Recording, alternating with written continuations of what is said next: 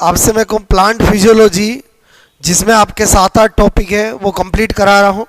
और ये आपके एग्ज़ाम का वेरी इंपॉर्टेंट पार्ट है, बहुत समझने का है। और इससे लगभग एस्टिमेट 8 से 10 क्वेश्चन आएंगे। बात समझ ना। इससे पहले मैंने आपको एक जूलॉजी के अंदर लगभग 12-13 टॉपिक का एक लेक्चर डाला है, आपसे मैं उससे कवर हो गया।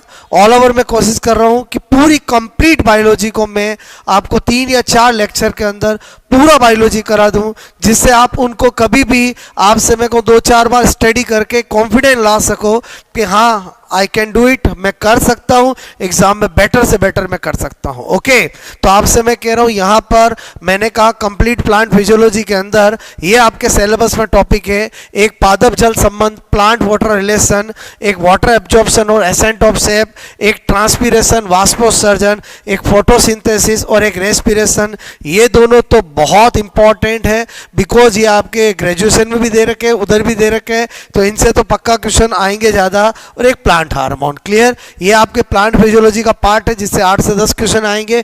अभी 1-1.25 घंटे के अंदर मैं आपको तैयार करा दूंगा। और मेरा आपसे मैं एक्सपीरियंस है कि जो मैं बताऊंगा क्वेश्चन वहीं से आएंगे। बात समझो ना, मतलब मैंने आपसे कहा ना कि हम चीज़ों को डिटेल से पढ़ते हैं, वो एक अलग तरीका होता है। और देन एग्जाम जब देने जाते हैं वो कैसी ऐसी चीज़ें हैं जो हमें दिमाग पे लेके जानी है, जिससे हमारा लॉजिक बैठ जाए। क्लियर, मैं फिर कोशिश करता हूँ कि आपसे मैं ये सारे टॉपिक में आपको बहुत ही रैपिड फास्ट तरीके से 1 घंटे के अंदर तैयार करा दूं, ताकि आपसे मैं हर वो स्टूडेंट जो सेकंड ग्रेड का एग्जाम देने चाहता है, बोलो आपसे मैं को अगर इस लेक्चर को 2 बार भी सुन लेगा तो उसको बहुत सारी चीजें याद हो जाएगी। क्लियर, ओके, कोशिश करते हैं। सबसे पहले प्लांट वाटर रिलेशन, आपसे मैं कहूँ टॉपिक का नाम क्या है, बोलो प्लांट। आपसे मैं कह रहा हूं प्लांट वाटर, आपसे मैं कहूँ रिलेशन। ठीक है, पक्का आपको एग्जाम में 1 से 2 क्वेश्चन मिलेंगे। पादप जल संबंध, ठीक है, जो पादप जल संबंध है, प्लांट वाटर रिलेशन है, आपसे मैं करूँ इसके लिए सबसे पहले आपको पता होना चाहिए। पहली चीज आपसे मैं कह रहा हूँ ओपी के बारे में। ओपी क्या होता है? Osmotic pressure. ठीक है, ये फंडा आपका क्लियर होना चाहिए। देखो परासरण दाब, आपसे मैं कहूँ परासरण दाब, क्लियर। तो मैंने कहा इसमें पहला वर्ड आ रहा है परासरण। क्या आ रहा है? परासरण, मतलब ऑस्मोसिस। तो आपको इतनी सी बात पता होनी चाहिए कि अर्ध पारगम्य झिल्ली, अर्ध मैंने कहा पारगम्य, आपसे मैं कहूँ झिल्ली, ठीक है, सेमी परमेबल मेम्ब्रेन, अर्ध पारगम्य झिल्ली से बोलो आपसे विलायक, विलायक मतलब बोले तो क्या? सॉल्वेंट, ठीक है, का के आपसे मैं कहूँ अणुओं का मॉलिक्यूल का अपनी आपसे मैं करूँ अधिक मात्रा से कम मात्रा आपसे मैं कहूँ की और जाना। ठीक है, क्या कहलाता है? बोलो ऑस्मोसिस कहलाता है। यानी ये फिनोमिना तभी होगी जब क्या होगी? बोलो सेमी परमेबल मेम्ब्रेन होगी, because semi permeable membrane only permeable for solvent. Clear, तो आपसे मैं कहूँ झिल्लियां वैसे 4 तरह की होती है। Permeable membrane solute and solvent दोनों के लिए पारगम्य होती है। हमारी सेल बॉल जो होती है वो परमेबल मेम्ब्रेन का एग्जाम्पल होती है। जो सेमी परमेबल मेम्ब्रेन होती है वो ओनली सॉल्वेंट के लिए परमेबल होती है। और हमारी जो भी आर्टिफिशियल मेम्ब्रेन होती है, कॉपर फेरोसाइनाइड की झिल्ली होती है, वो सेमी परमेबल मेम्ब्रेन का एग्जाम्पल होती है। और जो सेलेक्टिवली परमेबल मेम्ब्रेन होती है वो सॉल्वेंट के लिए परमेबल होती है, बट सम सोल्यूट के लिए भी परमेबल होती है। और हमारी प्लाज्मा मेम्ब्रेन है, सेल मेम्ब्रेन है, बोलो आपसे मैं कहूँ ये जो आपकी होती है वो क्या होती है? बोलो सेलेक्टिवली परमेबल होती है। इसी तरह से मैंने कहा इम्परमेबल मेम्ब्रेन जो आपसे मैं कहूँ ना सोल्यूट और सॉल्वेंट दोनों के लिए परमेबल नहीं होती है। और लिग्निफाइड सेल वॉल जो होती है, लिग्नीकृत कोशिका भित्ति इम्परमेबल मेम्ब्रेन का एग्जाम्पल होती है। तो आपसे मैं कहूँ ऑस्मोसिस किसके लिए साथ होता है? एसपीएम। अब आपसे मैंने कहा ऑस्मोटिक प्रेशर क्या होता है? तो ये एक मैंने कहा अणुसंख्यक, आपसे मैं कह रहा हूं गुणधर्म। ठीक है, मैंने कहा कोलिगेटिव प्रॉपर्टी। क्या होता है? बोलो कोलिगेटिव, आपसे मैं कहूँ प्रॉपर्टी, ठीक है, अणुसंख्यक गुणधर्म होता है। बात समझ में आए? बोलो इसका मतलब क्या हुआ? ये केवल आपसे मैं कहूँ विलेय, बोलो विलेय, केवल विलेय मतलब क्या बोल रहा हूं? सोल्यूट, क्लियर, के आपसे मैं कहूँ अणुओं की संख्या पर निर्भर आपसे मेरे को करता है। यानी अगर सोल्यूट होगा तो ये है, नहीं तो कभी नहीं होगा। इसका मतलब हुआ शुद्ध जल। क्लियर? शुद्ध जल का आपको कभी भी ऑस्मोटिक प्रेशर पूछे तो हमेशा क्या होगा? 0, बिकॉज प्योर वाटर के अंदर कभी भी आपका सोल्यूट होंगे ही नहीं। इसका मतलब आपसे मेरे को इसी तरह से ओपी के लिए बातें बताऊं तो मैंने कहा एक होता है तनु विलयन और एक होता है आपसे मेरे को सांद्र विलयन। क्लियर? अगर आपसे मुझे कोई कहे इन दोनों में किसका ओपी ज़्यादा होगा तो मैं आपसे कहूँगा कि सांद्र विलयन बोलो का जो ओपी होगा आपसे मैं कह रहा हूँ वो तनु विलयन से क्या होगा? ज़्यादा होगा। क्यों? क्योंकि इसमें सोल्यूट ज़्यादा होगा। बोलो आपसे मैं कह रहा हूँ सांद्र विलयन का ओपी तनु विलयन से क्या होगा? ज़्यादा होगा। जिसमें सोल्यूट ज़्यादा उसका ऑस्मोटिक प्रेशर ज़्यादा। क्लियर? इसका मतलब आपसे मैं कहूँ हेलोफाइट जो प्लांट्स होते हैं, बोलो हेलोफाइट लवणोद्भिद, मैंने कहा लवणोद्भिद, ठीक है, उनका क्या होता है? सबसे ज़्यादा आपसे मेरे को क्या होता है? बोलो ओपी होता है। ठीक है? और जो हेलोफाइट आप हाइड्रोफाइट होते हैं, हाइड्रोफाइट जो होते हैं, हाइड्रोफाइट मतलब जलोदभिद, ठीक है, जलोदभिद पादप जो होते हैं उनका ओपी क्या होता है? सबसे कम होता है। सबसे कम क्या होता है? बोलो ऑस्मोटिक प्रेशर होता है। एक तो आपको ये बातें पता होनी चाहिए। उसके बाद आपसे मैंने कहा कि ओपी का सूत्र क्या होता है? ओपी का सूत्र तो परासरण दाब pi is equal to I into C R T. ठीक है? तो आपसे मैं कह रहा हूं I into C R T. यहाँ आई क्या है? बोलो वांट हॉप गुणांक। ठीक है? वांट हॉप आपसे मैं कहूँ गुणांक। क्लियर? और मैंने कहा बोलो सी क्या होता है? विलयन की, बोलो विलयन की सांद्रता। ठीक है? अक्सर बायोलॉजी में स्टूडेंट इसका रोल नहीं करते हैं तो गलत हो जाता है। आर तो आप जान समझ गए, बोलो सार्वत्रिक, मैंने कहा बोलो क्या? गैस नियतांक। ठीक है? और मैंने कहा टी क्या है? बोलो टेम्परेचर। बात समझ में? ताप। अब थोड़ा सा ध्यान से समझना, मैंने कहा यहाँ पर जैसे ये दो आपसे मैं करूँ, उसके अलावा आपको क्या स्पेशल नोट ध्यान रखना है कि बोलो आपसे जल का जो प्रवाह है, जल का प्रवाह आपसे मैं को लो, ठीक है, ओपी से हाई ओपी, आपसे मैं को हाई ओपी, बोलो लो ओपी से हाई ओपी की और आपसे मैं कहूँ होता है। ठीक है? क्योंकि एक्चुअली जो ओपी होता है, बोलो वो होता ही क्या है? Water holding capacity. Water holding आपसे मैं कहूँ कैपेसिटी, यानी जिस विलयन का ओपी ज़्यादा होता है वो वहाँ से जल के अणुओं को जाने नहीं देता। आज सांद्र विलयन का ओपी क्या होता है? ज़्यादा होता है, तो तनु विलयन से सांद्र विलयन की ओर जल जाता है। इसका मतलब हुआ जल का प्रवाह हमेशा लो ओपी से हाई ओपी की ओर होता है। क्लियर? तो इस पे बेस अक्सर एग्जाम में क्वेश्चन आते हैं।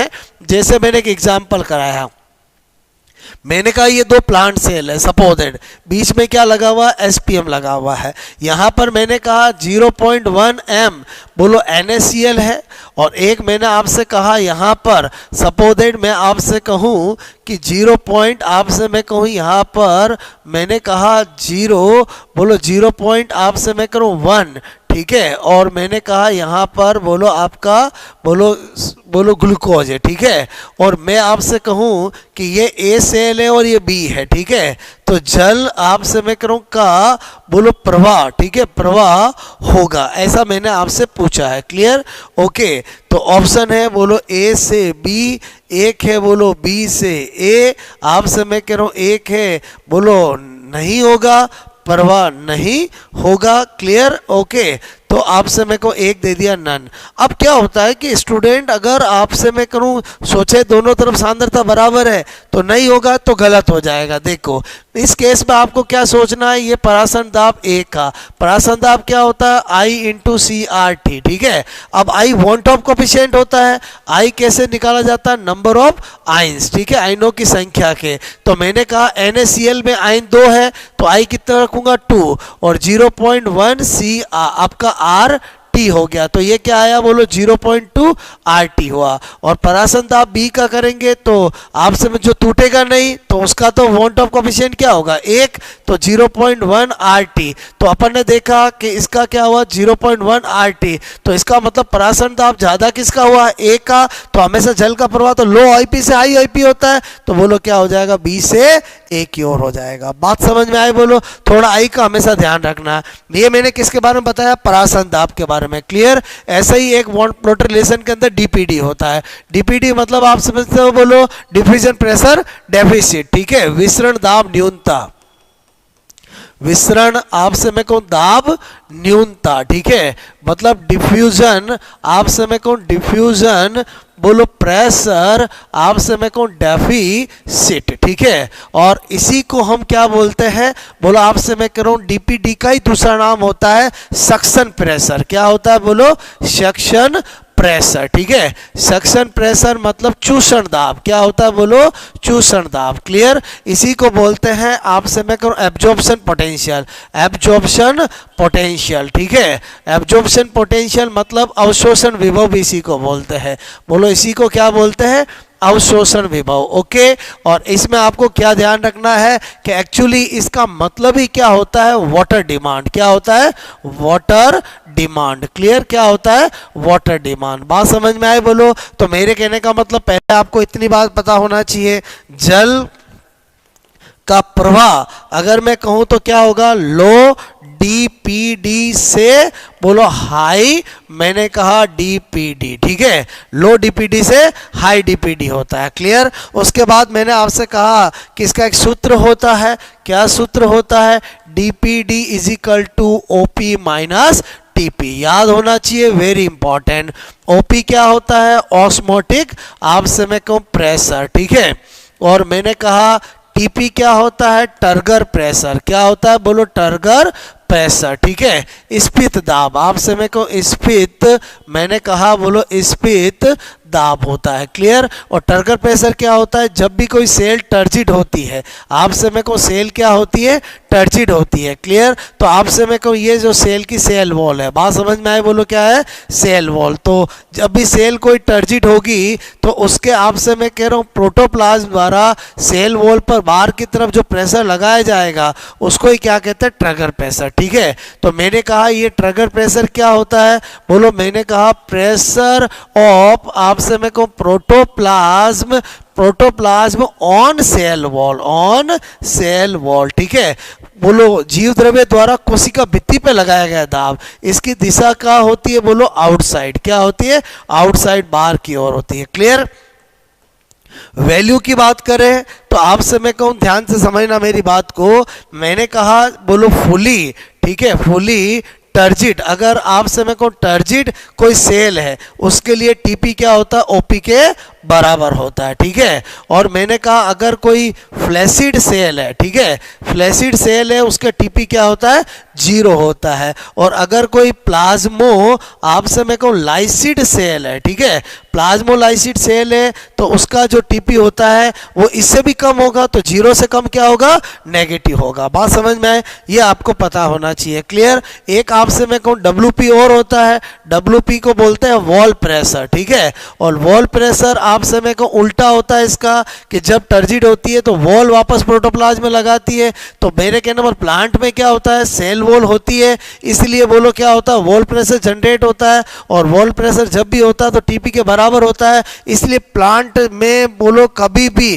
प्लांट सेल कितनी भी टर्जिड हो जाएगी लेकिन कभी ब्लास्ट नहीं होगी। यही अगर एनिमल सेल हो तो एनिमल सेल के अंदर, एनिमल सेल को हम जब भी आपसे मैं कह रहा हूँ, एनिमल सेल को जब भी हम हाइपोटोनिक सॉल्यूशन में रखते हैं तो पहले एंडोऑस्मोसिस होकर फिर सेल फट जाती है। क्यों फट जाती है, क्योंकि सेल वॉल नहीं है, तो बोलो आपका टीपी का बैलेंस डब्ल्यूपी नहीं करेगी, डब्ल्यूपी होगा ही नहीं। बात समझ में आए, ओके। फिर मैंने आपसे कहा कि आपको इतनी बात समझ में आए, ऐसे ही एक होता है वाटर पोटेंशियल, क्या होता है, वाटर पोटेंशियल, ठीक है। वाटर पोटेंशियल मतलब जल विभव, क्या होता है, जल विभव। बात समझ में आए, ओके। तो मेरे कहने का मतलब ये इसका साइन होता है। अब आपसे मैं करूं यहाँ पर बोलो जल का प्रवाह जो है, जल का प्रवाह आपको पता होना चाहिए हाई, मैंने कहा वाटर पोटेंशियल से क्या होता है, लो वाटर पोटेंशियल, क्लियर। तो आपसे मैं करूं एक्चुअली वाटर पोटेंशियल क्या होता है, माइनस डीपीडी के बराबर होता है। इसका मतलब डीपीडी का जस्ट उल्टा होगा, बोलो डीपीडी में जल का प्रवाह क्या था, लो से हाई था, तो इधर क्या होगा, हाई से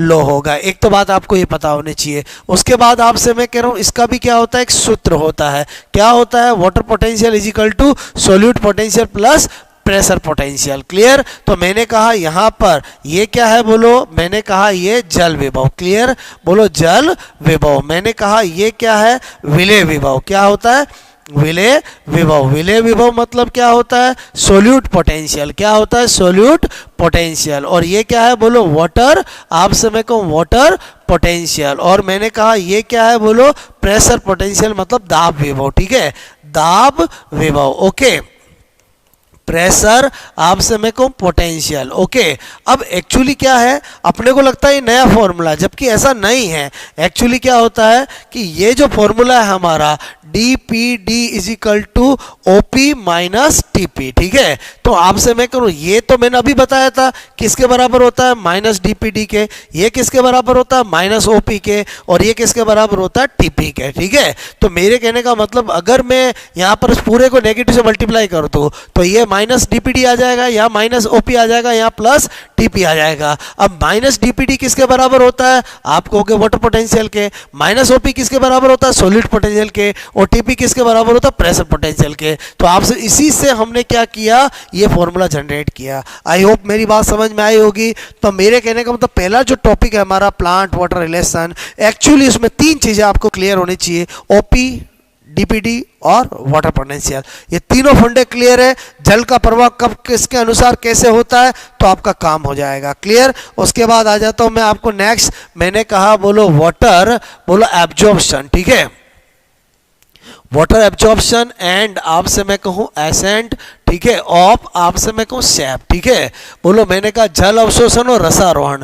जल मैंने कहा अवशोषण। ठीक है, एंड आपसे मैं कह रहा हूं, क्या बता रहा हूं, रसारोहण। ओके, तो मैंने कहा इसमें क्या ध्यान रखना है, तो मैंने कहा वाटर एब्जॉर्प्शन की बात करते हैं। वाटर एब्जॉर्प्शन में मोटा मोटा आपको क्या पता होना चाहिए, सबसे पहली बात यह है, बोलो आपसे मैं कहूँ प्लांट, बोलो की रूट्स, आपसे मैं कह रहा हूं कि रूट टिप्स। ठीक है, रूट टिप्स आपसे मैं कह रहा हूं से होता है। ठीक है, से होता है। और अंदर बात करें तो मैंने कहा जब रूट टिप्स की बात करते हैं, बहुत समझ में आए बोलो, तो मेरे कहने का मतलब रूट टिप्स की जब स्ट्रक्चर की बात करते हैं तो उसमें क्या होता है, तीन जोन होता है। बोलो आपसे मैं कह रहा हूं कहते जोन, एक होता है मेरिस्टेमेटिक जोन। कौन सा होता है, मेरिस्टेमेटिक जोन। ओके, एक होता है इलोंगेशन जोन, इलोंगेशन जोन। ठीक है, और आपसे मैं कह रहा हूं एक होता है आपका मैचुरेशन जोन। ठीक है,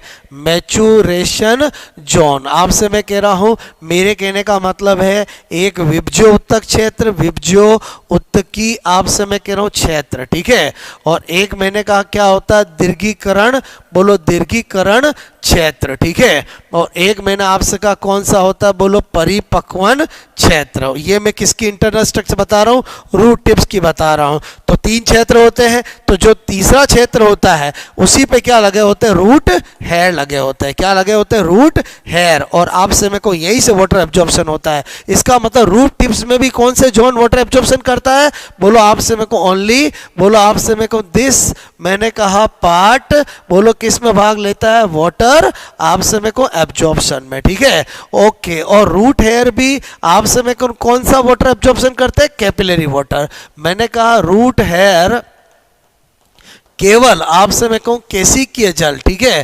केशिकीय जल आपसे मैं कहूँ, मैंने कहा बोलो कैपिलरी, आपसे कैपिलरी वाटर। ठीक है, केशिकीय जल को ही बोलो को ही क्या करते हैं, बोलो अवशोषित, आपसे मैं कहूँ अवशोषित करते हैं। ठीक है, तो यहीं पर आपको तीन वर्ड पता होना चाहिए, एक होता है होलार्ड। ठीक है, एक होता है केसार्ड। क्लियर, और एक होता है इकार्ड। एक क्या होता है, बोलो इकार्ड होता है। क्लियर, तो मेरे कहने का मतलब जो केसार्ड होता है, बोलो उसका तो मतलब हो गया, बोलो क्या, कैपिलरी वाटर आपसे मैं कह रहा हूं। और मैंने कहा जो इकार्ड होता है वो आपसे मैं को, इकार्ड का मतलब क्या हुआ, बोलो आपसे मैं करूं अदर वाटर। ठीक है, अदर वाटर कैपिलरी को छोड़कर, बात समझ में आए। और होलार्ड का मतलब क्या होगा, सॉइल आपसे मैं कहूं में उपस्थित समस्त जल। ठीक है, समस्त जल। ओके, तो आपको ध्यान रखना है थोड़ा केसार्ड का मतलब क्या होता है। उसके बाद आपसे मैं कह रहा हूँ, मैंने कहा बोलो पाथवे आपसे मैं कह रहा हूँ, ठीक है, of water absorption, water absorption, ठीक है। वाटर एब्जॉर्प्शन के दो पाथवे होते हैं, एक होता है एपोप्लास, एक होता है सिम्प्लास। एक होता है एपोप्लास, बोलो आपसे मैं कह रहा हूँ, एक होता है सिम्प्लास, ठीक है। एपोप्लास होता है वो नॉन लिविंग पाथवे होता है, क्या होता है बोलो, नॉन आपसे मैं कहूँ लिविंग पाथवे, ठीक है। नॉन लिविंग क्या होता है, पाथवे होता है। जबकि सिम्प्लास्ट होता है वो क्या होता है बोलो, लिविंग पाथवे होता है, क्या होता है, लिविंग पाथवे होता है, ठीक है। यानी मेरे कहने का मतलब है कि आपसे मैं कह रहा हूँ जीवित मार्ग, और इसका मतलब होता है कि बोलो वाया, मैंने कहा सेल टू सेल, क्लियर। और इसका मीनिंग होता है बोलो वाया आपसे मैं कह रहा हूँ इंटर, मैंने कहा सेलुलर स्पेस, ठीक है। ये अंतर कोशिकीय स्थानों से होकर जाना और कोशिका से होकर जाना। मुख्यतः मेन पाथवे कौन सा होता है, यही होता है, ठीक है। बोलो मैंने कहा मेन पाथवे। कभी भी आपसे पूछा जाए कि अधिकांश वाटर एब्जॉर्प्शन किस पाथवे से होता है, तो एपोप्लास से होता है, क्लियर, ओके। उसके बाद मैंने कहा आपको वाटर एब्जॉर्प्शन में क्या ध्यान रखना है, टाइप्स ऑफ आपसे मैं कर रहा हूँ वाटर एब्जॉर्प्शन, ठीक है, वाटर एब्जॉर्प्शन। तो टाइप्स ऑफ वाटर एब्जॉर्प्शन के अंदर एक होता है एक्टिव, आपसे मैं कहूँ एक्टिव वाटर एब्जॉर्प्शन, बोलो वाटर आपसे मैं कहूँ एब्जॉर्प्शन, ठीक है। और एक होता है पैसिव वाटर एब्जॉर्प्शन, एक क्या होता है बोलो, पैसिव आपसे मैं कहूँ वाटर, ठीक है, एब्जॉर्प्शन, ओके। एक एक्टिव वाटर एब्जॉर्प्शन और एक क्या होता है पैसिव। ध्यान से समझो मेरी बात को। एक्टिव में क्या होता है बोलो, ऊर्जा आपसे मैं कहूँ खर्च, ठीक है, बोलो एटीपी के रूप में ऊर्जा खर्च होती है। और आपसे मैं कह रहा हूँ, मैंने कहा कोई ऊर्जा आपसे मैं कहूँ खर्च नहीं, ठीक है। तो मैंने कहा यहाँ पर बोलो आपसे इस टाइप से, बोलो आपसे मेरे को बहुत कम, ठीक है। और आपसे मैं कह रहा हूँ यहाँ पर क्या बोल रहा हूँ, अधिकांश थे, बोलो अधिकांश थे आपसे मैं कहूँ, बोलो इसी आपसे प्रकार, ठीक है, इसी प्रकार का बोलो जल अवशोषण, ठीक है, जल अवशोषण आपसे मैं को होता है, ठीक है। किस टाइप का बोलो, पैसिव आपसे वाटर एब्जॉर्प्शन, जिसका कारण होता है बोलो वाष्पो उत्सर्जन, ठीक है। उसकी वजह से बोलो आपको कर्षण बल डेवलप होता है, जिसकी वजह से रूट पैसिवली बिना किसी एनर्जी के जल को अवशोषित करती है। बात समझ में? तो ये मैंने आपको 6 पॉइंट में वाटर एब्जॉर्प्शन बताया है। अब अपन बात करते हैं ascent of SAP. Ascent of SAP की बात करें, जिसको क्या बोलते हैं, रसारोहण। क्या बोलते हैं बोलो, रसारोहण, ओके। सबसे पहली बात क्या होता है इसका मीनिंग, तो मैंने कहा रूट जाइलम, ठीक है। रूट जाइलम से बोलो कहाँ पहुंचाना, बोलो लीफ आपसे मैं करूं जाइलम, ठीक है। तब आपसे मैं करूं वाटर को पहुंचाना क्या कहलाता है, एसेंट ऑफ सैप। बात समझ में? इसके पाथवे के लिए आपसे मैं कह रहा हूं किसने एक्सपेरिमेंट, बोलो ओ हर्टिंग, आपसे मैं कह रहा हूं ओ हर्टिंग, ठीक है, ने आपसे मैं कह रहा हूं ने क्या किया, बोलो रिंगिंग एक्सपेरिमेंट, ठीक है, रिंगिंग एक्सपेरिमेंट। आपसे मैं कहूँ वलय प्रयोग, तो कभी भी पूछा जाए वलय प्रयोग किसके लिए दिया गया है, एसेंट ऑफ सैप के लिए, क्लियर। आपसे मैं कह रहा हूँ क्या देखा गया कि ये एक प्लांट होता है, आपसे मैं को इसमें एक रिंग की फॉर्म में, बोलो आपसे मैं को एपिडर्मिस हटा दे, एंडोडर्मिस हटा दे, कॉर्टेक्स हटा दे, सब हटा दे, फिर भी आपसे मैं कह रहा हूँ क्या होता है, बोलो आपसे मैं कह रहा हूँ प्लांट, बोलो प्लांट आपसे मैं कह रहा हूँ मुरझाता, ठीक है, बोलो मैंने कहा मुरझाता, ठीक है, नहीं है। इसका मतलब श्योर हो गया कि वाटर एब्जॉर्प्शन में ये जितने भी आपसे अदर सेल होती है उनका कोई रोल नहीं है। वाटर एब्जॉर्प्शन तो हमेशा बोलो जाइलम से ही होता है, क्लियर। उसके बाद आपसे मैं कहूँ आपको क्या पता होना चाहिए कि बोलो वाटर एब्जॉर्प्शन आपसे मैं कह रहा हूँ जो एसेंट ऑफ सैप है वो आपसे इसकी बेस्ट थ्योरी, ठीक है, मैंने कहा बेस्ट आपसे मैं कहूँ थ्योरी, ओके, ऑफ आपसे मैं को ऑफ एसेंट ऑफ सैप, ठीक है, एसेंट ऑफ सैप। रसारोहण की सबसे अच्छा सिद्धांत कौन सा है, तो आपसे मैं को वो है ट्रांसपीरेशन, बोलो ट्रांसपीरेशन, मैंने कहा पूल थ्योरी, ठीक है। ट्रांसपीरेशन पूल थ्योरी मतलब वाष्पो उत्सर्जन, वाष्पो उत्सर्जन कर्षण सिद्धांत, ठीक है, वाष्प उत्सर्जन कर्षण सिद्धांत। मेरे कहने का मतलब है जिसी को हम दूसरा नाम बोलते हैं, बोलो कोहेसिव, मैंने कहा एडेसिव, बोलो फोर्स, आपसे मैं कहूँ थ्योरी, ठीक है, कोहेसिव एडेसिव फोर्स थ्योरी, मतलब मेरे कहने का मतलब है संसंजन, मैंने कहा आसंजन बल सिद्धांत, ठीक है, बल सिद्धांत, जो कि डिक्सन और जोली ने दिया है, आधुनिक सिद्धांत है। बोलो किसने दिया है, मैंने कहा डीजे, डीजे मतलब डिक्सन, एंड आपसे मैं कहूँ जोली ने दिया है। क्या कहा इन्होंने, इन्होंने कहा ये कोई भी प्लांट होता है, आपसे मैं कहूँ उसकी ये लीफ होती है जिससे ट्रांसपिरेशन की फिनोमिना होती है। कौन सी फिनोमिना होती है, बोलो ट्रांसपिरेशन, ठीक है। ट्रांसपिरेशन होने से क्या होता है, इसकी जो मीजोफिल सेल होती है, आपसे मैं कह रहा हूँ उसमें क्या होता है, ऑलवेज क्या रहता है, हाई डीपीडी, क्या रहता है, हाई डीपीडी, क्लियर। उस हाई डीपीडी की वजह से यहाँ पर एक कर्षण बल उत्पन्न होता है जिसको वाष्पोत्सर्जन कर्षण बोलते हैं। क्या बोलते हैं, बोलो वाष्पोत्सर्जन कर्षण, ठीक है, बल बोलते हैं, और जिसकी वजह से क्या होता है, आपसे जल के अणु ऊपर जाते हैं। बात समझ में आए, बोलो ओके, और उसका प्रभाव यहाँ तक रहता है। तो मेरे कहने का मतलब ये वाटर के मॉलिक्यूल है, ये इस आपसे स्टेम के बोलो से किस फोर्स से जुड़े होते हैं, एडेसिव, आपसे मैं कहूँ एडेसिव फोर्स, क्लियर। और वाटर के मॉलिक्यूल आपस में किससे जुड़े हुए हैं, कोहेसिव फोर्स, ठीक है। तो मेरे कहने का मतलब ये तो 70 बोलो एटमॉस्फेयर के आसपास होता है, और ये लगता है बोलो 20 एटमॉस्फेयर। तो अगर मैं किसी चीज को खींचूं और जो आपस में जुड़ी हुई है वो ज्यादा प्रेशर से जुड़ी हुई है तो वो ऊपर तो जाएगी, लेकिन आपस में ये वाटर के मॉलिक्यूल बोलो एक दूसरे से जुड़ना छोड़ेंगे नहीं। तो इसका मतलब हुआ इस थ्योरी से बोलो आपसे मेरे को एसेंट शेप को समझाया। आपको एक ही क्वेश्चन आता है, रसारोहण का सबसे अच्छा सिद्धांत कौन सा है, तो आपको पता होना चाहिए वाष्पोत्सर्जन पुल थ्योरी या कोहेसिव एडेसिव फोर्स थ्योरी। किसने दी है, डिक्सन और जोली ने दी है, क्लियर। उसके बाद आपसे मैं कह रहा हूं अगला यूनिट की बात करते हैं, ट्रांसपीरेशन। किसकी बात करते हैं, ट्रांसपीरेशन, ठीक है। ट्रांसपीरेशन मतलब वाष्पो उत्सर्जन, ठीक है, वाष्पोत्सर्जन इंपॉर्टेंट टॉपिक है। आपको पहले तो इसका मीनिंग पता होना चाहिए। प्लांट के एरियल पार्ट मतलब वायवीय भाग से जल का वाष्प के रूप में निकलता, ठीक है। बोलो आपसे मेरे को पादप के बोलो मैंने कहा वायवीय भागों से, वायवीय भागों आपसे मेरे को से जल का मैंने कहा वाष्प के रूप में निकलना, ठीक है, निकलना। तो मेरे कहने का मतलब है आपको पता होना चाहिए ये एक जैविक प्रक्रिया है। बोलो जैविक प्रक्रिया, बायोलॉजिकल प्रोसेस है। बात समझ, क्योंकि हम किसी पॉट में अगर बोलो आपसे जल रख देंगे वो भी वेपराइज हो जाएगा, बट वो एक भौतिक प्रक्रिया है। ये क्या है, एक बायोलॉजिकल प्रोसेस। आपसे मैं करूँ बायोलॉजिकल, मैंने कहा प्रोसेस, बोलो जैविक प्रक्रिया है, ठीक है, जैविक प्रक्रिया है जिसमें जीवित सेल भाग लेती है।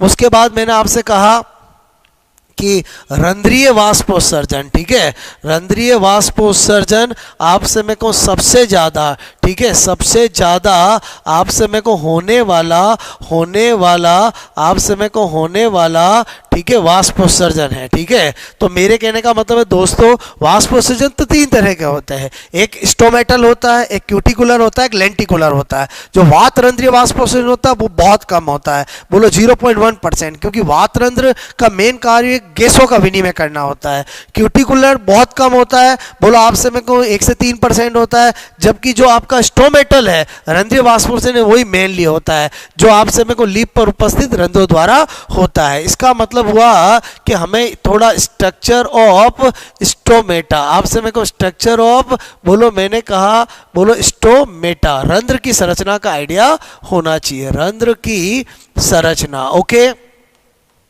रंध्र की संरचना देखें तो आपसे में अक्सर एग्जाम में क्वेश्चन आ जाता है, बोलो रंध्र के अंदर दो तरह की सेल होती है, एक गार्ड सेल होती है और एक मैंने कहा क्या होती है, बोलो सब्सिडरी सेल होती है, क्लियर। ये सब्सिडरी सेल, ये गार्ड सेल है। अब गार्ड सेल की जो अंदर वाली वॉल होती है वो क्या होती है, बोलो थिक होती है, ठीक है, क्या होती है, बोलो थिक होती है। बात समझ में आई, बोलो। तो यहाँ पर बोलो काम ध्यान देने वाली चीज क्या है कि आपसे मैं करूँ this one is guard cell, ये क्या है, बोलो गार्ड सेल, ठीक है।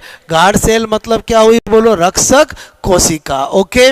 उसके बाद मैंने कहा ये क्या है, बोलो सबसिडरी आपसे मेरे को सेल, सबसिडरी सेल का मतलब क्या हुआ, सहायक कोशिका, ठीक है, सहायक कोशिका। ओके, अब गार्ड सेल के अंदर क्या होता है, ये होती है आउटर वॉल, ठीक है। आउटर वॉल आप समय को बाह्य भित्ति, ठीक है, बाह्य भित्ति। और बाह्य भित्ति जो होती है वो आपको पता होना चाहिए थिन होती है एंड नॉन इलास्टिक होती है। क्या होती है, नॉन इलास्टिक। मतलब मेरे कहने का मतलब है पतली आप समय को तथा अप्रत्याश होती है। क्या होती है, अप्रत्याश। क्लियर। और जबकि आप समय को जो ये होती है जिसको हम बोलते हैं इनर वॉल, ठीक है, आंतरिक भित्ति। क्या बोलते हैं, बोलो, आंतरिक भित्ति, ठीक है। और वो क्या होती है, बोलो, आपसे मैं कह रहा हूं ध्यान देना, थिक होती है आप समय को एंड इलास्टिक होती है, ठीक है। तो आप समय को एक तो मोटी होती है, बोलो क्या होती है, मोटी, और एक क्या होती है, बोलो, प्रत्याश। बात समझ में आई, बोलो।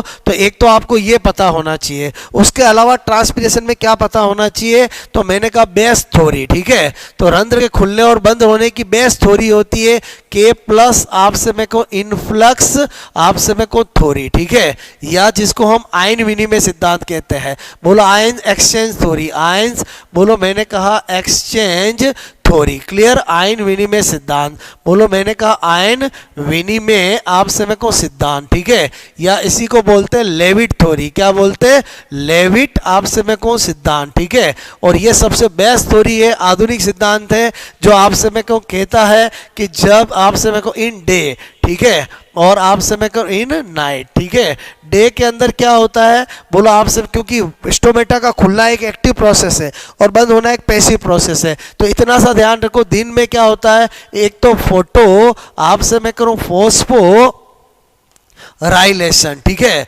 बोलो फोटोफॉस्फोराइलेशन रहता है। एक मैंने कहा ऑक्सीडेटिव आप समय करो फोस्फो, ठीक है, फोस्फोराइलेशन, ठीक है, बोलो ये दोनों प्रक्रियाएं होती है, इसलिए क्या होता है, high ATP production, high ATP production, ठीक है। ये माइटोकॉन्ड्रिया में, ये क्लोरोप्लास्ट में, ठीक है, आप समय को ये लाइट रिएक्शन में होता है और ये तो श्वसन में होता है, एटीपी प्रोडक्शन होता है। और हाई एटीपी प्रोडक्शन की वजह से क्या होता है, बोलो आपसे मैं कह रहा हूँ, बोलो मैंने कहा गार्ड सेल पे पोटेशियम हाइड्रोजन पंप जो होते हैं वो क्या होते हैं, एक्टिव रहते हैं। आपसे पोटेशियम पंप क्या होते हैं, ओपन होते हैं, आपसे मैं कह रहा हूं। और जिसकी वजह से क्या होता है कि सबसिडियरी आपसे मैं कह रहा हूं सेल, ठीक है, सबसिडियरी सेल, और मैंने कहा ये गार्ड सेल। बात समझ में आए, तो सबसिडियरी सेल से गार्ड सेल में K प्लस आता है और गार्ड सेल से H प्लस कहा जाता है, बाहर जाता है। और आपसे मैं कह रहा हूं ये गार्ड सेल में H प्लस कहां से आएगा, तो एक तो ये आपसे मैं हाई एटीपी जो है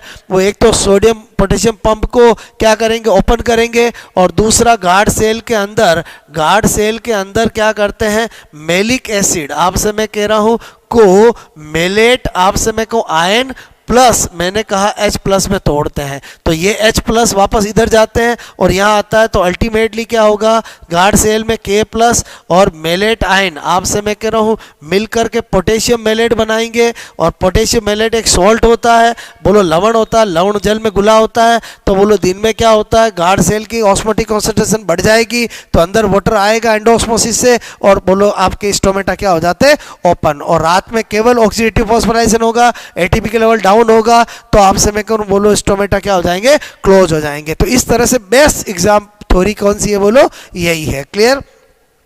तो आपसे मेरे को इसके अलावा आपको क्या पता होना चाहिए, फैक्टर्स मैंने कहा अफेक्टिंग आपसे मेरे को अफेक्टिंग ऑफ ट्रांसपीरेशन, ठीक है। तो ट्रांसपीरेशन के फैक्टर भी इंपॉर्टेंट है, इसलिए आपको थोड़ा पता होना चाहिए। नंबर 1 आपसे मेरे को प्रकाश की तीव्रता, सीधी सी बात है, इंटेंसिटी ऑफ लाइट ज़्यादा होगी तो आपसे मेरे को रेट, बोलो वाष्पोत्सर्जन की दर जो है, बोलो वाष्पोत्सर्जन की दर, रेट ऑफ ट्रांसपीरेशन, वाष्पोत्सर्जन की दर जो है वो बोलो प्रकाश की तीव्रता की क्या होगी, डायरेक्टली प्रोपोर्शनल। प्रकाश की तीव्रता की क्या होती है, डायरेक्टली प्रोपोर्शनल। क्लियर। इसी के साथ मैंने कहा ताप, ठीक है, तो ताप भी आपसे मेरे को जितना टेम्परेचर ज़्यादा उतना बोलो आपका रेट ऑफ ट्रांसपीरेशन भी ज़्यादा। फिर मैंने कहा CO2 का प्रभाव, ठीक है, तो आपको पता होना चाहिए कि बोलो वाष्पोत्सर्जन की जो दर है, बोलो दर है आपसे मैं कहूँ वो CO2 की, बोलो आपसे CO2 की मात्रा के क्या होता है, विद कर्मानुपाती होता है। CO2 की मात्रा ज़्यादा होगी तो क्या होगा, ट्रांसपीरेशन बंद हो जाएंगे,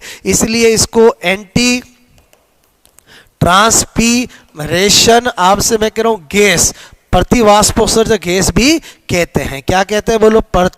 मैंने कहा वाष्पो उत्सर्जक गैस भी कहते हैं। उसके बाद मैंने आपसे कहा कि बोलो नंबर 4, ठीक है। नंबर 4 में क्या है? आर्द्रता का प्रभाव, ठीक है। आर्द्रता का प्रभाव आपको पता होना चाहिए कि बोलो वाष्पोत्सर्जन की जो दर है वो आर्द्रता के भी क्या है? इनवर्सली प्रोपोर्शनल, ठीक है।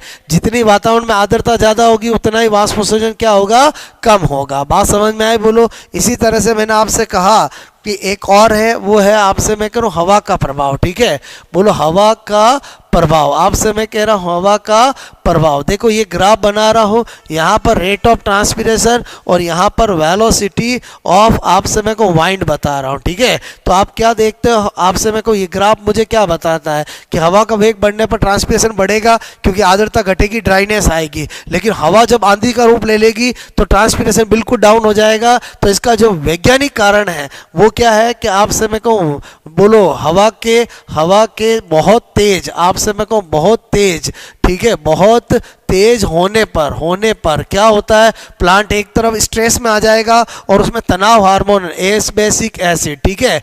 बोलो मैंने कहा एस बेसिक आपसे मैं कहूँ हार्मोन, ठीक है। हार्मोन का क्या होगा? स्त्रावण। और एस बेसिक हार्मोन आपसे का स्त्रावण होगा, ये एंटी ट्रांसपिरेशन हार्मोन होता है। एंटी ट्रांसपिरेशन आपसे मैं को हार्मोन होता है और इसका स्त्रावण होते ही ये दिन में ही क्या कर देता है? बोलो स्टोमेटा को क्या कर देता है? क्लोज कर देता है। तो आपसे मैं कहूँ रेट ऑफ ट्रांसपिरेशन क्या हो जाती है? बिल्कुल डिक्रीज हो जाती है। क्लियर? तो इस तरह से मैंने आपको दोस्तों ट्रांसपिरेशन भी समझा दिया। नेक्स्ट हमारा लेते हैं वेरी इंपॉर्टेंट, आपसे मैं कहूँ फोटोसिंथेसिस, ठीक है। फोटोसिंथेसिस बहुत इंपॉर्टेंट है, अच्छे से समझना। 15-20 मिनट के अंदर पूरा फोटोसिंथेसिस करवा दूंगा और कंप्लीट अच्छी तरह से। सबसे पहले तो इसकी आपसे पहला पॉइंट अभिक्रिया आपको पता होना चाहिए। 6CO2 बोलो 12H2O, आपसे मैं करूँ C6H12O6, आपसे मैं करूँ 6O2, क्लियर। और मैंने कहा 6H2O, ये फोटोसिंथेसिस की नई अभिक्रिया है। ये क्या है? बोलो न्यू रिएक्शन है, क्लियर।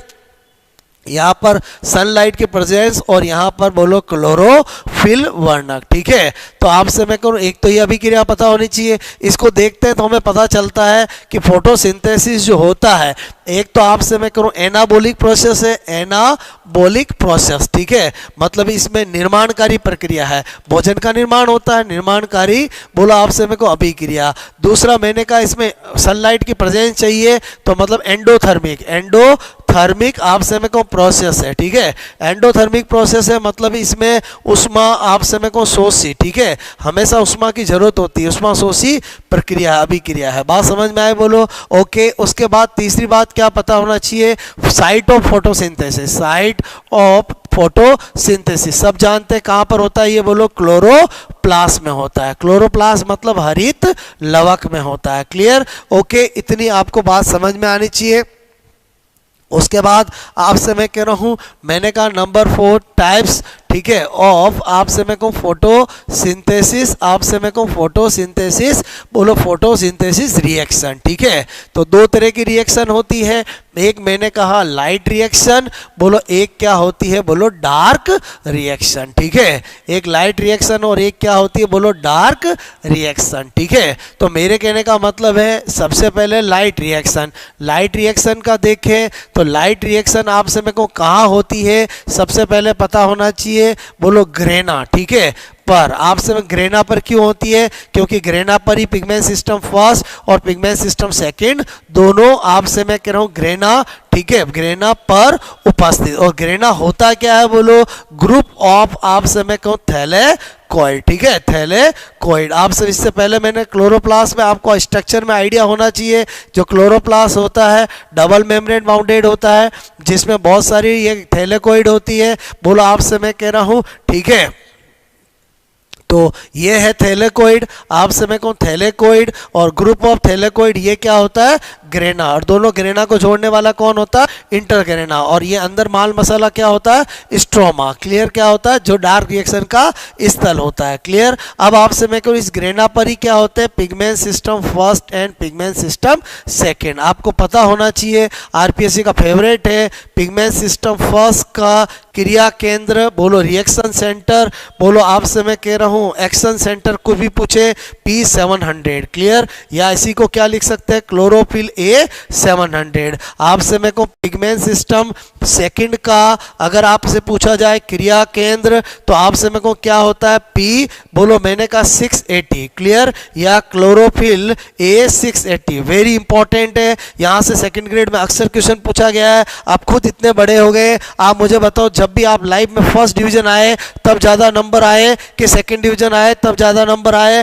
तो पिगमेंट सिस्टम फर्स्ट का क्रिया केंद्र P700 और इसका बोलो P680। बात समझ में आए? बोलो ओके।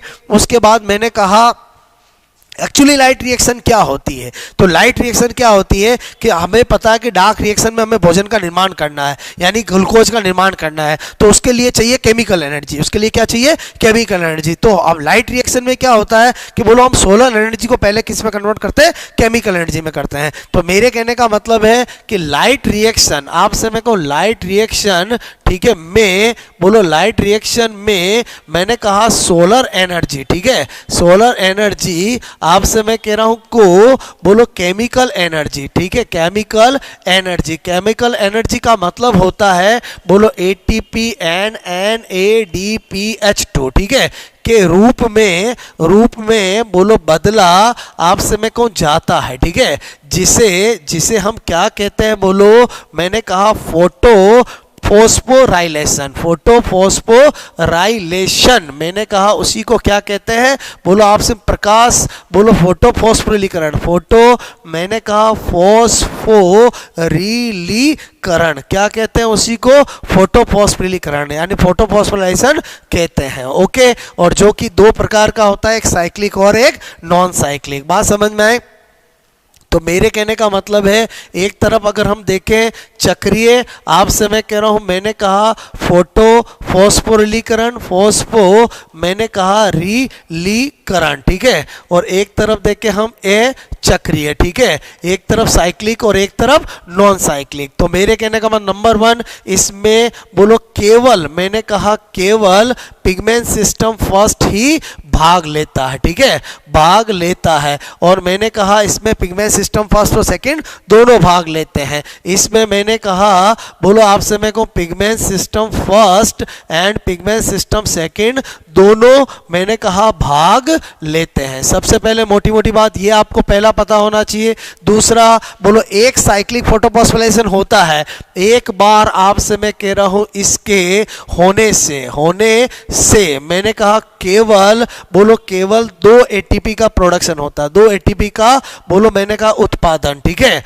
होता है। और मैंने कहा इसके आपसे मैं करूं एक बार, ठीक है, एक बार आपसे मैं को होने से मैंने कहा बोलो 1 ATP आपसे प्लस मैंने कहा 2 मोल NADPH2 प्लस 1 O2 का उत्पादन होता है, ठीक है, उत्पादन आपसे मैं को होता है। तीसरा पॉइंट अगर मैं साइक्लिक के अंदर देखूं तो इसमें कोई जल का प्रकाश अपघटन फोटोलाइसिस ऑफ वाटर नहीं होता है। मैंने कहा इसमें बोलो जल का मैंने कहा प्रकाश अपघटन, ठीक है, प्रकाश मैंने कहा अपघटन, ठीक है, बोले तो फोटो आपसे मैं कहूं लाइसिस, ठीक है, ऑफ वाटर आपसे मैं कहूं नहीं बोलो नहीं होता है। क्लियर? और इसमें क्या बोल रहा हूं बोलो आपसे मैं कहूं इसमें बोलो जल का मैंने कहा जल का प्रकाश अपघटन, ठीक है, प्रकाश अपघटन बोलो फोटोलाइसिस ऑफ वाटर आपसे अपघटन फोटोलाइसिस ऑफ वाटर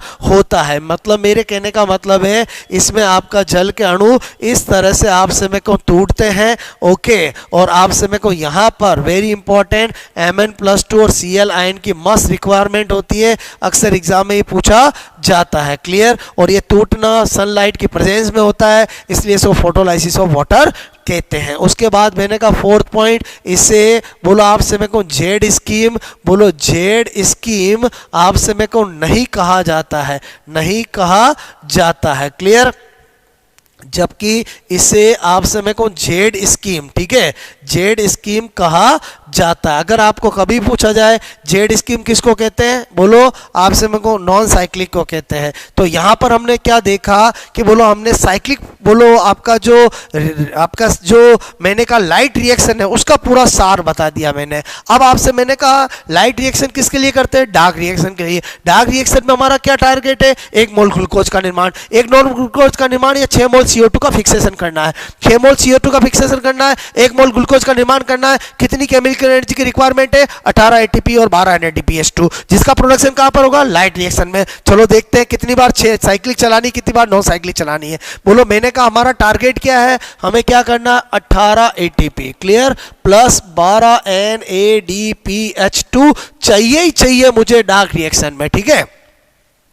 तो मैंने कहा एक बार नॉन साइक्लिक चलता है तो बोलो 2 NADPH2 का प्रोडक्शन होता है, तो 12 के लिए 6 बार इसको चलना पड़ेगा। अच्छा 6 बार चलेंगे तो 6 ATP भी मिल जाएंगे। तो मैंने कहा अब 18 में से 6 मिल गए तो 12 चाहिए, तो इसमें एक बार में कितने मिलते हैं, 2, तो इसको भी कितनी बार चलाएंगे, 6 बार। तो यहाँ पर एक बात बहुत इंपॉर्टेंट है कि फोटोसिंथेसिस में लाइट रिएक्शन कितनी बार होती है, 6 बार। बोला आपसे मैं करूँ मतलब साइक्लिक कितनी बार होता है, 6 बार। नॉन साइक्लिक कितनी बार होता है, 6 बार। मतलब 6 का बहुत बड़ा रोल है, क्योंकि 6 बार ये होगी, 6 बार ये होगी तो वो एनर्जी का प्रोडक्शन हो जाएगा, और उस एनर्जी का प्रोडक्शन हो जाएगा तो फिर हम क्या करेंगे, बोलो डार्क रिएक्शन करेंगे। Clear, dark reaction. अब आपसे मैं कहूं डार्क रिएक्शन का मतलब क्या होता है, केमिकल एनर्जी का यूज करके, केमिकल एनर्जी का यूज करके ग्लूकोज का निर्माण करना या CO2 का फिक्सेशन करना। बात समझ में, मैंने कहा केमिकल एनर्जी, केमिकल एनर्जी आपसे मैं कह रहा हूं का यूज करके,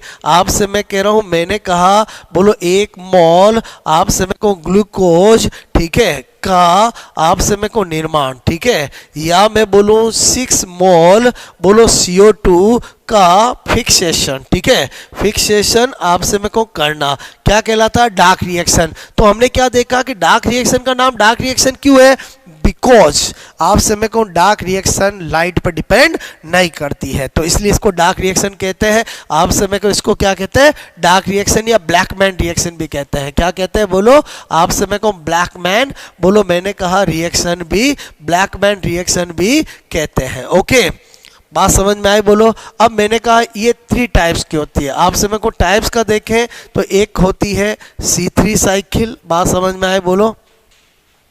एक होती है C4 साइकिल और एक होती है CAM साइकिल, ठीक है। तो आपको मैं अभी एक चार्ट के अंदर बता दूंगा कि आपको क्या ध्यान रखना है। इधर ले लेता हूं मैं, बोलो पॉइंट्स। क्लियर, थोड़ी मेरी बात को समझना, मैं आपको क्या बता रहा हूं थोड़ा सा समझने की कोशिश करना, आपका काम बहुत आसान हो जाएगा, ठीक है। इधर ध्यान दो, मैंने कहा पहला पॉइंट, ठीक है, मैंने लिखा प्रथम उत्पाद, प्रथम उत्पाद, फर्स्ट प्रोडक्ट, ठीक है। तो C3 साइकिल आपको पता है, इसी को क्या कहते हैं, केल्विन साइकिल कहते हैं। क्या कहते हैं, केल्विन साइकिल, ये तो पता होना चाहिए। इसी को क्या बोलते हैं, हेड्स एंड, बोलो हेड्स एंड स्लैक साइकिल, ठीक है, हेड्स एंड स्लैक साइकिल भी कहते हैं। क्लियर, और ये तो जानते हो क्रेसुलेशन एसिड मेटाबॉलिज्म साइकिल। आपसे मैं कह रहा हूं, मैंने कहा क्रेसुलेशियन, बोलो मैंने कहा लेशियन, बोलो एसिड मेटा आपसे मैं कहूं बॉलिज्म, बोलो साइकिल, ठीक है। क्रेसुलेशन मैंने कहा क्रेसुलेशियन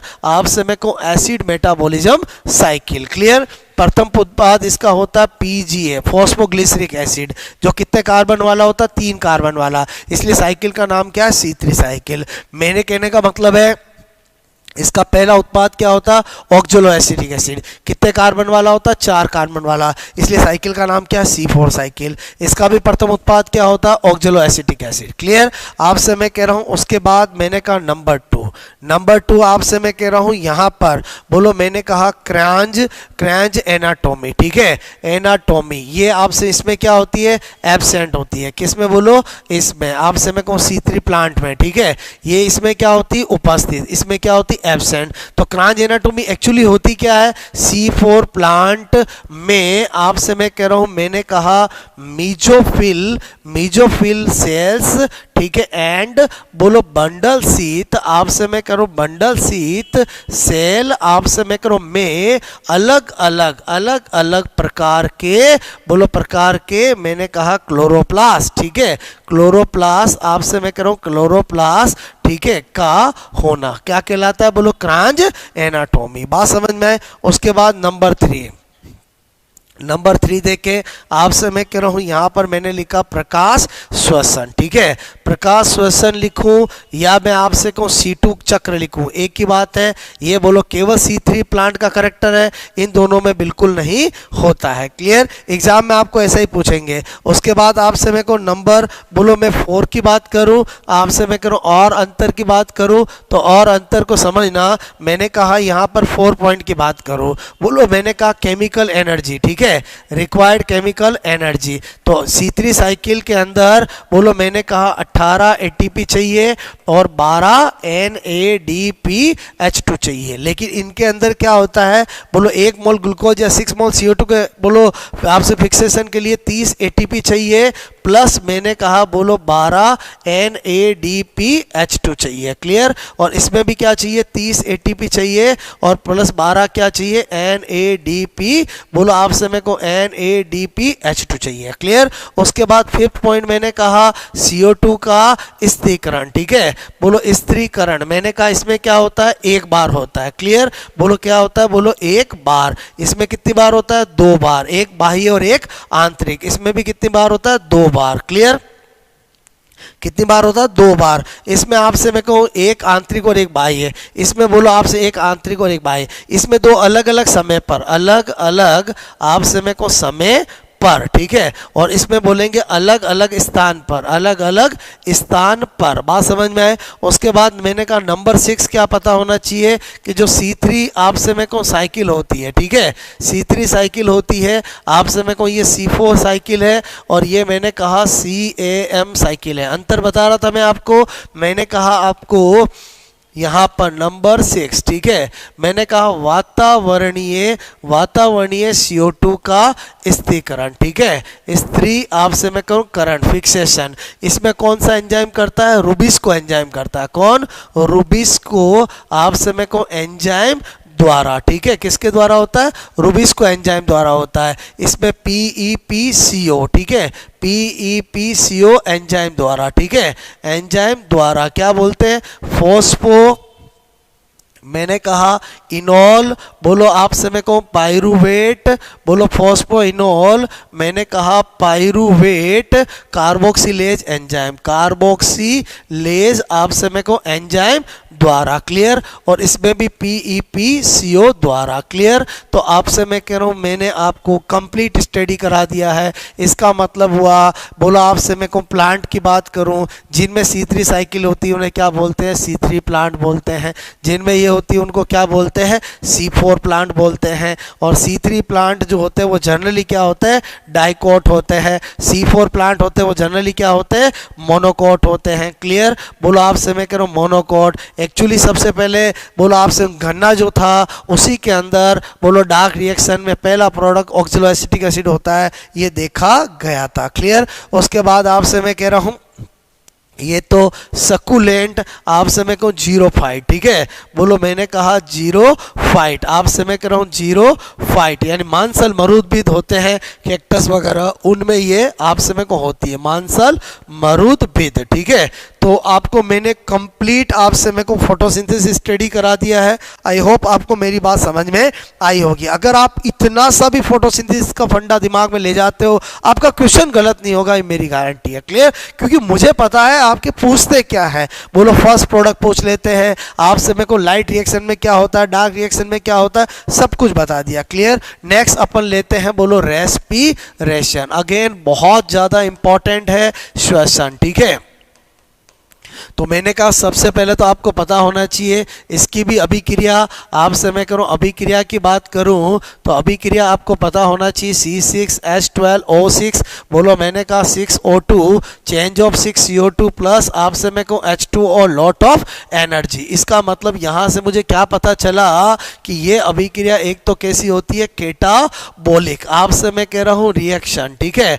एंड क्या होती है बोलो, आपसे मैं कहूँ श्वसन कैसा होता है, एक्सोथर्मिक आपसे मैं कहूँ प्रोसेस होता है। कैसा होता है, एक्सोथर्मिक प्रोसेस, ऊर्जा उत्पन्न होती है। तीसरी बात आपको पता होना चाहिए टाइप्स के अंदर एक होता है आपसे मैं कह रहा हूँ वायवीय और एक होता है अवायवीय। एक होता है वायवीय श्वसन, बोलो आपसे टाइप्स ऑफ रेस्पिरेशन की बात कर रहा हूँ, टाइप्स ऑफ रेस्पिरेशन, ठीक है। एक होता है वायवीय और एक होता है बोलो आपसे मैं कह रहा हूँ क्या होता है, अवायवीय, ठीक है। यानी एरोबिक आपसे मैं कह रहा हूँ एरोबिक रेस्पिरेशन और एक होता है बोलो एन एरोबिक रेस्पिरेशन। तो एरोबिक रेस्पिरेशन में आपको क्या पता होना चाहिए बोलो, आपसे मैं O2 की उपस्थिति में, ठीक है। और आपसे मैं कहूँ ये क्या होता है, O2 की एब्सेंस, अनुपस्थिति में। बोलो बात समझ में, एब्सेंस मतलब अनुपस्थिति में, बात समझ में आए बोलो। उसके बाद आपसे मैंने कहा इसमें क्या होता है बोलो, अधिक ऊर्जा आपसे मेरे को उत्पन्न, ठीक है। और इसमें मैंने कहा बोलो लगभग 38 ATP, क्लियर। इसमें बोलो कम ऊर्जा आपसे मेरे को उत्पन्न, ठीक है, लगभग आपसे मेरे को 2 ATP, बात समझ में आए। और इसमें मैंने कहा आपको जो वायवीय होता है आपसे मैं कहूँ वायवीय के अंदर बोलो मैंने कहा लाश उत्पाद, ठीक है, एंड प्रोडक्ट। लाश आपसे मैं कहूँ प्रोडक्ट जो होता है वो क्या होता है, तो आपसे मैं कहूँ CO2 और H2 होता है, क्लियर। और इसके अंदर अगर हम लास्ट प्रोडक्ट की बात करें, बोलो लास्ट प्रोडक्ट की बात करें एनएरोबिक में, तो मैंने कहा एनिमल के अंदर पूछे तो लैक्टिक एसिड होता है। क्या होता है, लैक्टिक एसिड होता है। और अगर प्लांट में पूछे तो मैंने कहा आपको क्या होता है, एथिल एल्कोहल C2H5OH और मैंने कहा CO2 होता है, क्लियर। तो आपसे मैं कहूँ ये आपको जनरली पता होना चाहिए। उसके बाद आपसे मैं कह रहा हूँ एक्चुअली हम वायवीय ही पढ़ते हैं, तो मैंने कहा स्टेप्स, ठीक है, ऑफ एरोबिक रेस्पिरेशन, ठीक है। एरोबिक रेस्पिरेशन वायवीय श्वसन के पद आपको पता होना चाहिए, वेरी वेरी इंपॉर्टेंट। एक होता है ग्लाइकोलाइसिस, ठीक है, ग्लाइकोलाइसिस। बोलो एक होता है लिंक रिएक्शन, क्या होता है बोलो, लिंक रिएक्शन। और एक होता है मैंने कहा क्रेब साइकिल, ठीक है। तो आपसे मैं कह रहा हूँ तीनों बहुत इंपॉर्टेंट है। पहली बात करता हूं मैं बोलो ग्लाइकोलाइसिस की, ठीक है। ग्लाइकोलाइसिस, ग्लाइकोलाइसिस में जो जो बातें एग्जाम में पूछ सकते हैं वो सारी बता रहा हूं। सबसे पहला मैंने कहा खोजकर्ता, ठीक है। तो खोजकर्ता आपको पता होना चाहिए, बोलो आपसे मैं कह रहा हूं मैंने कहा एमडन, ठीक है। आपसे मैं को एमडन, बोलो आपसे मेयरहॉफ, मेयरहॉफ आपसे मैं कहूँ मेयरहॉफ एंड परनास, ठीक है। इसीलिए इसको EMP आपसे मैं कह रहा हूँ क्या बोलते हैं, EMP पाथवे भी बोलते हैं। इसका मतलब इसका दूसरा नाम क्या हो जाएगा बोलो, दूसरा नाम ग्लाइकोलाइसिस का क्या होता है, EMP पाथवे, ठीक है। अक्सर एग्जाम में पूछा जाता है। उसके बाद आपको पता होना चाहिए ग्लाइकोलाइसिस वायवीय और अवायवीय दोनों का क्या है, कॉमन स्टेप। मैंने कहा कॉमन स्टेप बिटवीन, बोलो आपसे मैं कह रहा हूँ एरोबिक, बोलो एरोबिक आपसे मैं कह रहा हूँ एंड मैंने कहा बोलो एरोबिक एंड एन एरोबिक, ठीक है, एन एरोबिक रेस्पिरेशन। वायवीय और अवायवीय श्वसन का क्या है, कॉमन स्टेप है, दोनों में होता है। सबसे ज़्यादा सेकंड ग्रेड में ये पूछा गया है, क्लियर। उसके बाद अपन बात करें ग्लाइकोलाइसिस की, तो इसमें आपसे मैं कहूँ कुल, मैंने कहा कुल, बोलो मैं आपसे कुल 10 रेखीय अभिक्रियाएं, कितनी लीनियर रिएक्शन होती है, 10 रेखीय अभिक्रियाएं होती है। इसमें आपसे मैं कह रहा हूं कुल, मैंने कहा कुल 9 एंजाइम काम आते हैं, 9 एंजाइम बोलो मैंने कहा काम में आते हैं। इसका मतलब एक अभिक्रिया कैसी होगी बोलो, आपसे मैं को एवाई बोलो नॉन एंजाइमेटिक।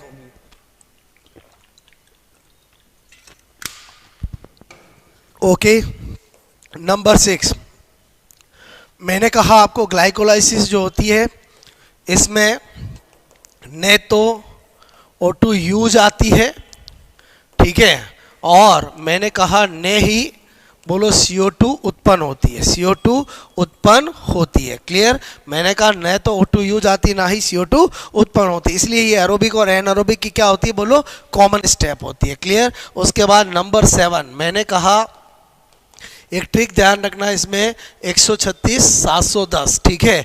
यानी जो पहली और तीसरी स्टेप ऐसी होती है जिसके अंदर बोलो आपसे मेरे को एक एक ATP क्या होता है, खर्च होता है, ठीक है। और मैंने कहा 7वीं और 10वीं स्टेप ऐसी होती है जिसमें दो दो आपका ATP क्या होता है, उत्पन्न होता है। बोलो बात समझ में आए। और छठी स्टेप ऐसी होती है जिसमें 2 मोल NAD से 2 मोल NADH2 का प्रोडक्शन होता है। बात समझ में आए बोलो? ओके।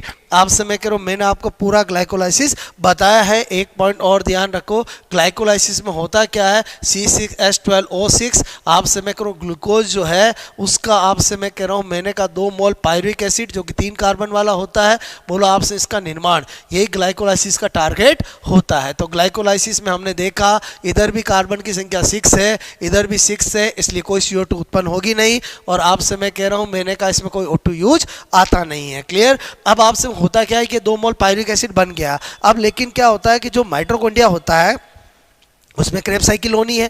तो माइटोकॉन्ड्रिया की आउटर मेम्ब्रेन तो क्या होती है, पायरुविक एसिड के लिए, 3 कार्बन वाले पायरुविक एसिड के लिए परमेबल होती है, लेकिन इनर मेम्ब्रेन परमेबल नहीं होती है। तो अगर इसको अंदर भेजना है तो अपने को क्या करना पड़ेगा, लिंक रिएक्शन करनी पड़ेगी। क्या करनी पड़ेगी बोलो, लिंक रिएक्शन। तो लिंक रिएक्शन आपसे मैं कहूँ या गेटवे रिएक्शन, ठीक है। बोलो मैंने कहा gateway reaction. Clear? Link reaction, gateway reaction आपसे क्या होती है कि ये जो 2 मोल पायरुविक एसिड है 3 कार्बन वाला, उसको मैंने कहा 2 mole acetyl coenzyme, acetyl coenzyme A में बदलना, जो कितने कार्बन हो, 2 कार्बन, तो यहाँ पर डेफिनेटली 2 CO2 उत्पन्न होगी। कार्बन की बैलेंसिंग हमेशा आपकी खतरनाक होनी चाहिए। और मैंने कहा यहाँ पर ये जो मैंने आपको बताया है जिसको हम लिंक रिएक्शन बोल रहे हैं, हम क्या देखते हैं इसमें पहली बार आपका CO2 उत्पन्न होता है, और वो आपसे मैं कह रहा हूँ एरोबिक में हो रहा है, इसीलिए इसको आपसे मैं कह रहा हूँ, मैंने कहा ऑक्सीडेटिव, बोलो ऑक्सीडेटिव डीकार्बोक्सिलेशन, डीकार्बोक्सिलेशन भी बोलो मैंने कहा कहते हैं। ये तीनों नाम लिंक रिएक्शन के हैं। और ये कहाँ होती है, इसकी साइट क्या होती है, तो मैंने कहा पेरी, बोलो mitochondrial space, peri mitochondrial space में होती है। Clear? Okay.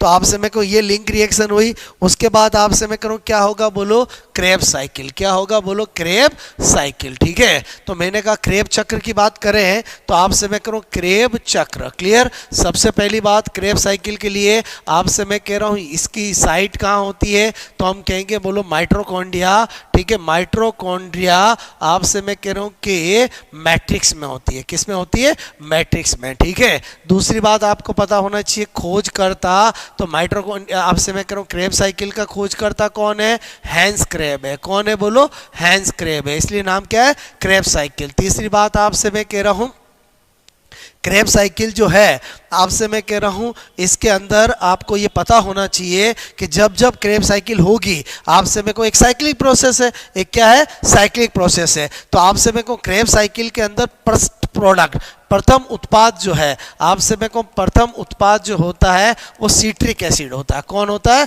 Citric acid. Clear? बोलो आपसे मैं कहूँ, इसलिए इसको क्या कहते हैं, सिट्रिक एसिड साइकिल भी कहते हैं। क्या कहते हैं बोलो, मैंने कहा सिट्रिक एसिड साइकिल भी इसको कहते हैं। अब सिट्रिक एसिड की स्ट्रक्चर देखें तो आपसे मैं करूँ ये सिट्रिक एसिड होता है, बोलो ये सिट्रिक एसिड होता है। तो हमें क्या पता चला कि बोलो सिट्रिक एसिड की स्ट्रक्चर बनाए, तो हमें पता चला कि सिट्रिक एसिड जो होता है उसमें तो बोलो 1, 2 और 3 क्या होते हैं बोलो, कार्बोक्सिलिक एसिड होते हैं। इसलिए मैंने कहा इसे बोलो आप क्रेब साइकिल को TCA, बोलो TCA साइकिल आपसे मैं कह रहा हूँ भी कहते हैं, ठीक है। बोलो बिकॉज सिट्रिक एसिड ही क्या है बोलो, ट्राई, बोलो मैंने कहा कार्बोक्सिलिक एसिड, ठीक है। तो 3 कार्बोक्सिलिक एसिड होते हैं, तो इसलिए इसको TCA भी कहते हैं। तो क्रेब साइकिल को बोलो आपसे मेरे को सिट्रिक एसिड साइकिल भी कहते हैं, TCA भी कहते हैं। क्लियर? उसके बाद आपको क्या पता होना चाहिए, मैंने कहा नंबर 4। क्लियर?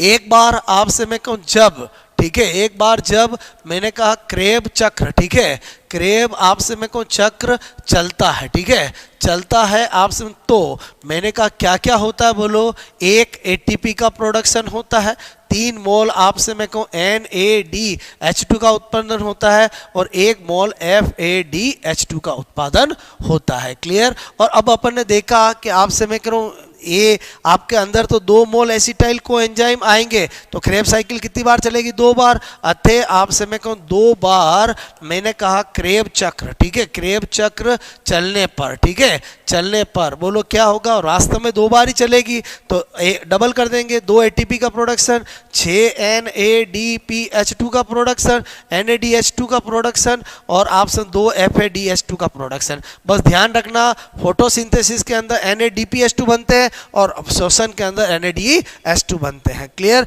तो आपसे मैं कहूँ ये आपको मेरी बात समझ में आई होगी। क्लियर। अब आपसे मैं कह रहा हूँ आपको क्या बात ध्यान रखनी है?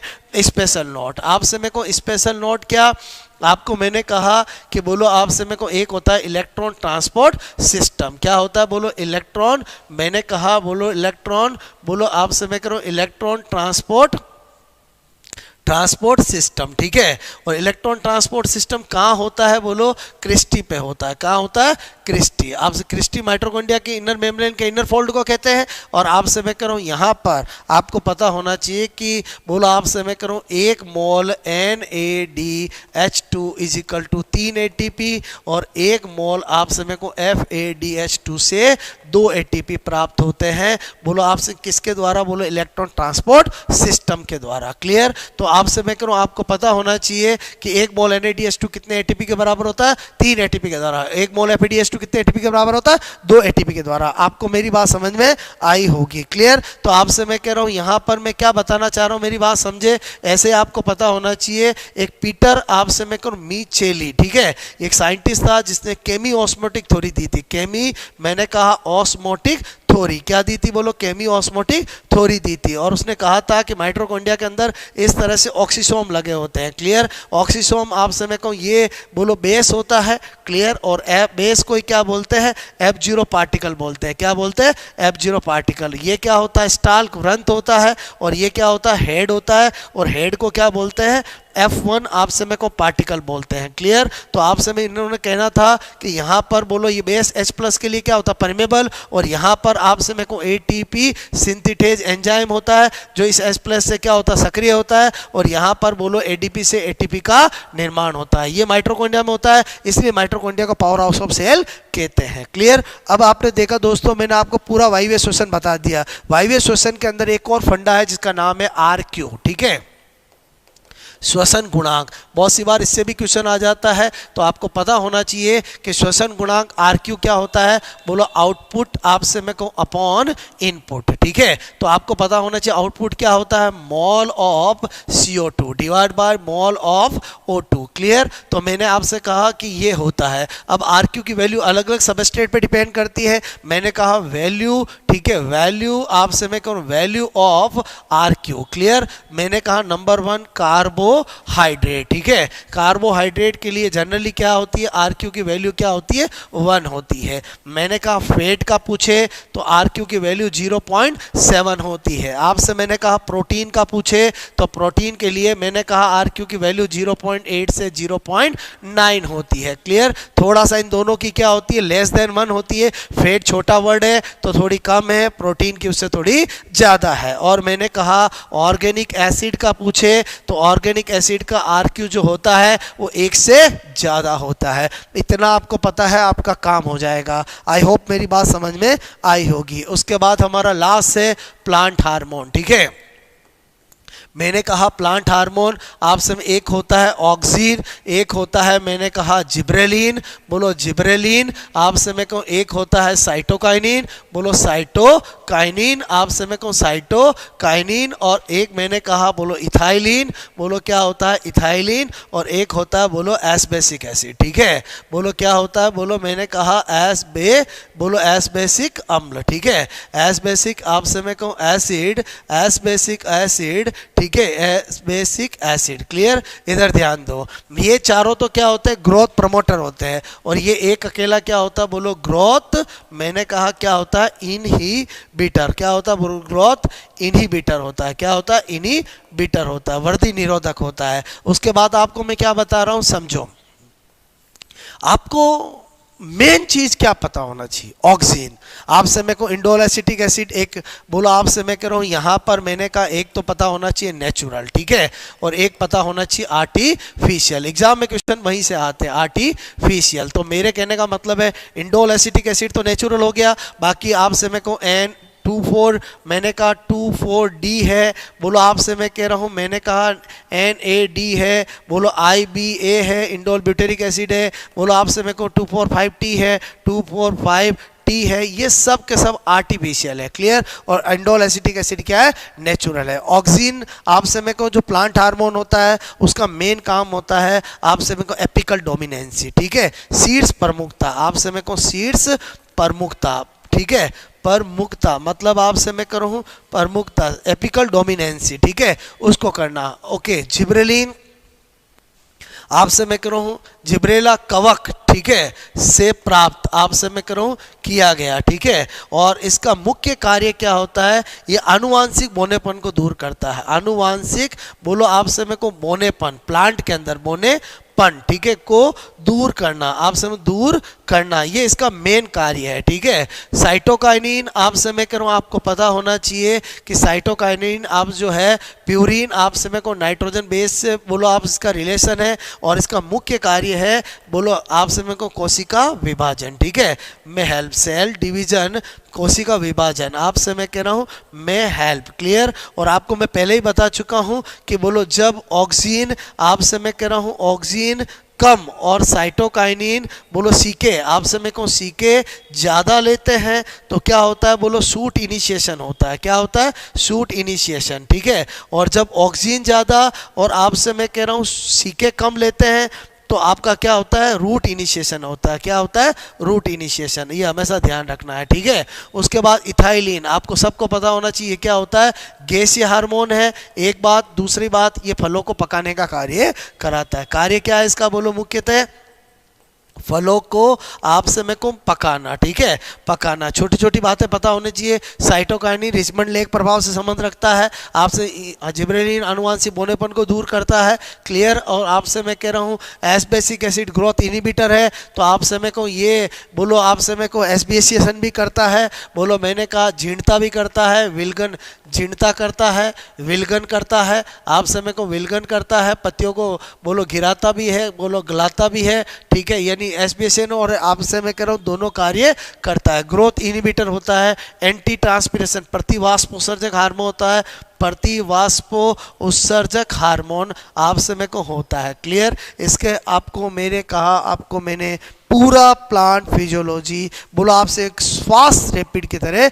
बताया है, क्लियर। ये आपका मेरा एक्सपीरियंस है जो मैंने आपको बताया है कि क्या आ सकता है, मतलब एक सुपरफिशियल इतना आपको पता होने से आप में कॉन्फिडेंस जरूर जनरेट होगा, स्पेशली फोटोसिंथेसिस और respiration, plant water relation, transpiration. आपसे में इसी तरह से दो वर्ड होते हैं, गट्टेशन होता है, एक ब्लीडिंग होता है, वर्बली डिस्कस कर लेता हूँ। गट्टेशन आपसे मैं करूँ प्लांट के अनइंजर्ड पार्ट से बोलो आपसे लिक्विड का निकलना। अर्ली मॉर्निंग जब भी हम कभी घूमने जाते हैं तो किसी प्लांट को टच करते हैं तो हमें थोड़ा गीला गीला फील होता है, वो गट्टेशन के कारण होता है। और ब्लीडिंग जो होता है रस स्राव होता है प्लांट के कहीं बोलो आप इंजर्ड पार्ट से बोलो लिक्विड का निकलना, बोलो क्या कहलाता है, ब्लीडिंग कहलाता है। ब्लीडिंग यानी रस स्राव, गट्टेशन यानी बिंदु स्राव, दोनों का कारण पूछे तो हमेशा ध्यान रखना दोनों का कारण जो है वो आपका मैंने कहा रूट प्रेशर मूल दाब होता है। क्या होता है, मूल दाब होता है, क्लियर। आई थिंक मेरी बात समझ में आएगी। जो गट्टेशन होता है वो आप वाटर स्टोमेटा हाइड्रोथोर्स के द्वारा होता है जो पत्तियों के केवल किनारों पे होता है, जबकि जो ट्रांसपीरेशन होता है वो आपसे मैं करूँ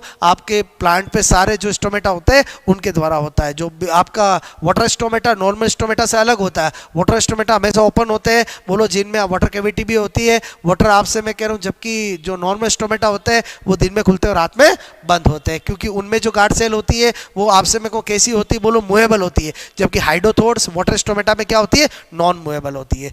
आई थिंक आपको मेरी बात समझ में आई होगी, क्लियर। तो दोस्तों आपसे मेरे को लगभग 1.5 घंटे के अंदर आप इन 7-8 यूनिट को तैयार कर सकते हो। 10 क्वेश्चन आएंगे, आप एक कॉन्फिडेंस जनरेट कर सकते हो। मेरा यही काम है कि आपसे मेरे को जो आपकी डिमांड है कि सर हमें ये मिल जाए तो हम बहुत आगे निकल सकते हैं, तो आपसे मैं कह जो आपके कमेंट्स आते हैं उसी के अकॉर्डिंग मैं लेक्चर बना रहा हूँ और आपको ऑलमोस्ट मैंने 50% बायोलॉजी 55% बायोलॉजी का पार्ट मैंने आज करवा दिया है। इसको आप स्टडी कर लें और आप क्या चाहते हैं मुझे ज़रूर बताना। और आपको आई थिंक ये बहुत अच्छा लगा होगा। और आपसे मैं करूँ, मैंने कहा ना बेनिफिट किसके है, जो आपको लेक्चर स्टार्ट किया 5-7 मिनट देखा और बंद कर दिया उसको नहीं, जो पूरा 1.5 घंटे तक अच्छे से सुनेगा उसको एंड ऑफ रिजल्ट कॉन्फिडेंस आएगा कि हाँ ये मैं, अगर मैंने एग्जाम से बोलो एक दिन भी पहले अगर मैंने इसको 1.5 घंटे को देख लिया, मैंने सुन लिया, तो हाँ मैं ये सारे चैप्टर में अच्छे से कर पाऊंगा। बिकॉज मैं बताने का मतलब है मैं आपको एक बार सरफेस नजर से हर चीज डिस्कस कर रहा हूँ।